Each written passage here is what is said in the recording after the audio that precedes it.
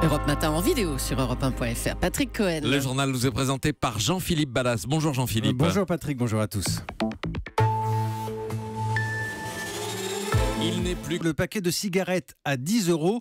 C'est pour bientôt 2020 et d'ici là, il va augmenter régulièrement et sûrement. Bonjour Daniel Fortin. Bonjour Jean-Philippe. Journal des Échos, c'est vous qui nous dévoilez cette information ce matin avec une forte hausse dès l'an prochain. Oui, une hausse qui sera donc de 1 € l'an prochain, puis les prix grimperont de 50 centimes tous les 6 mois pour atteindre donc 10 € dès 2020 au lieu de 6,70 € le plus souvent aujourd'hui. Alors, c'est une mesure plus dure que ce qu'avait annoncé Édouard Philippe, le Premier ministre, qui avait dit que la hausse serait étalée sur l'ensemble du quinquennat.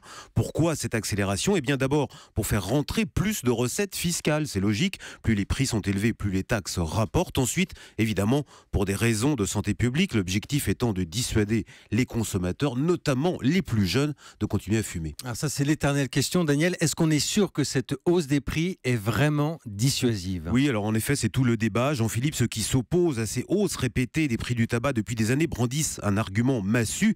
S'il y a bien une baisse des ventes de cigarettes depuis 2002, le pourcentage de fumeurs quotidiens ne cesse de grimper. On en était à 28,7% en France l'an dernier, l'un des niveaux les plus élevés en Europe. Alors, d'où vient ce paradoxe ? Eh bien, tout simplement de la contrebande. Elle représenterait près de 15% des ventes totales de cigarettes et elle évolue en même temps que les prix. Le gouvernement prévoit donc un nouveau plan pour lutter contre ce fléau qui, pour l'instant, semble annuler tous ses efforts. Et donc, si vous fumez un paquet de cigarettes par jour à 10 € sur une année, ça fait un budget de 3 650 € tout de même. C'était l'éclairage de Daniel Fortin du journal Les Échos. Ça aussi, c'était une information de votre journal. D'ailleurs, Daniel, les pensions de retraite revalorisées, plus 0,8%, je vais y arriver, à partir du 1er octobre. Bercy confirme, c'est une première depuis 2013. 8h10, Patrick Cohen. La suite du journal Jean-Philippe Ballas avec un dialogue franc et direct, comme on dit. Franc et direct. C'est ainsi qu'Emmanuel Macron résume son tête-à-tête avec Donald Trump à New York. Un tweet a été posté tout à l'heure avec une photo des deux présidents et leur désormais traditionnelle poignée de main. Rencontre dans un hôtel en marge de l'Assemblée générale des Nations Unies. Il a été question de terrorisme et de climat notamment, sans que l'on sache encore clairement si les États-Unis souhaitent ou non quitter l'accord de Paris. Le climat, il en sera aussi question lors du discours d'Emmanuel Macron à la tribune de l'ONU. Un baptême du feu pour le chef de l'État.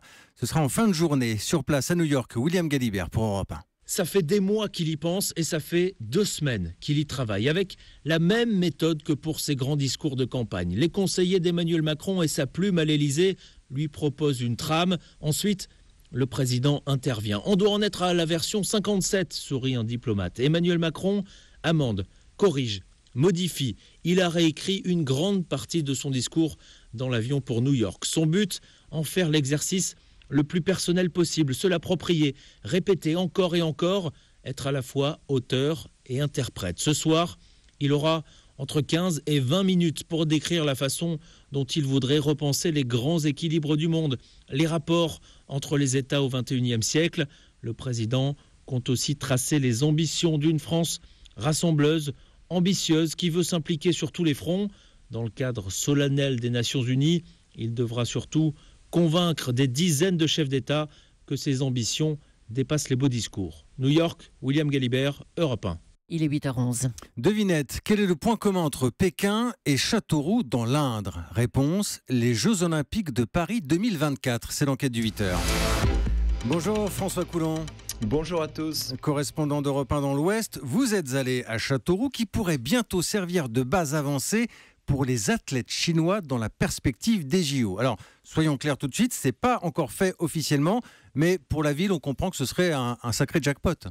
Oui, il y a un petit peu de ça. Attention, vous l'avez dit, tout le monde ici marche sur des œufs. Le verdict de Pékin ne sera connu qu'en novembre. Cela dit, déjà une certitude, bientôt en chantier un gymnase pour les arts martiaux et une halle des sports de 5000 places, un emploi local qui pourrait être dopé.